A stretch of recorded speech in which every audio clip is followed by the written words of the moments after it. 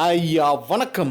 Kerala under the കേറി പോരട്ടെ നിസാരം under the അണ്ടർവെയറാ leadership of under the നിസാരം ഒന്നുകൂടെ മുക്കട്ട് കേറി പോരട്ടെ. High Court of Kerala. So you kindly go through the proceedings and express from the proceedings. മലയാളികളെ പറയിപ്പിക്കാനായിട്ട് ഇങ്ങനെ കുറേ എണ്ണം നമ്മുടെ ലോക്സഭയിൽ രാജ്യസഭയിലൊക്കെ ആയിട്ട് ഇറങ്ങിയിട്ടുണ്ട്.